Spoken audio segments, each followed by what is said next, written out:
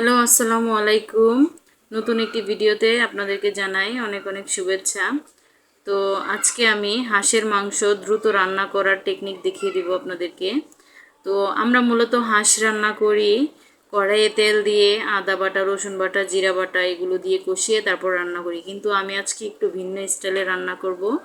সেটা হচ্ছে কড়াইয়ে সব উপাদান দিয়ে তারপর সেগুলোকে আমি মাখিয়ে তারপর রান্না করব। তো প্রথমে আমি এখানে 1 কেজি পরিমাণ হাঁসের মাংস নিয়েছি। তারপর সেখানে পেঁয়াজ, আদা বাটা, রসুন বাটা, জিরা বাটা, এলাচ, দারচিনি, তেজপাতা, হলুদের গুঁড়া, মরিচের গুঁড়া, পরিমাণ মতো তেল এবং লবণ দিয়ে ভালো করে মাখিয়ে নেব। এমনভাবে মাখাবো যেন প্রত্যেকটা মশলা হাঁসের মাংসগুলোতে ভালোভাবে লাগে।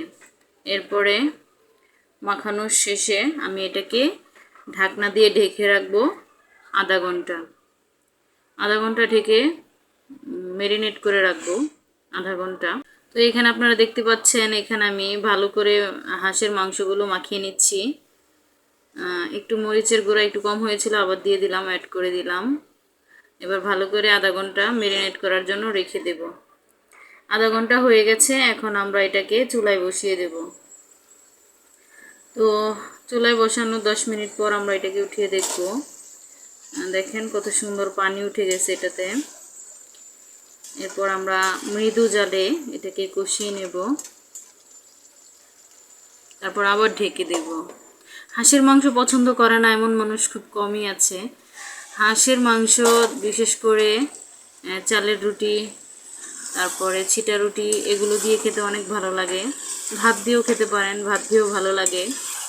তো এখানে আমার হাঁসের মাংসটা কষানো হয়ে গেছে। যেহেতু হাঁসের মাংস সিদ্ধ হতে একটু দেরি লাগে, এর জন্য আমি এটাকে একটু পানি দিয়ে দিলাম, পানি অ্যাড করে দিলাম। এরপর আবার এটাকে ঢেকে দেব।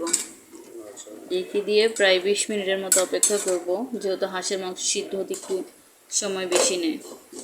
একটু পরপর নেড়ে আমরা এটাকে চেক করে নেব মাংসের স্বাদ ঠিক আছে কিনা, সব কিছু ঠিক আছে কিনা ভালোভাবে নেড়ে আমরা দেখে নেব। তো আমার হাঁস রান্না প্রায় হয়ে গেছে। তো ভিডিওটি ভালো লাগলে সবাই লাইক কমেন্ট করবেন এবং সবসময় আমাদেরকে সাপোর্ট করবেন। ধন্যবাদ সবাইকে।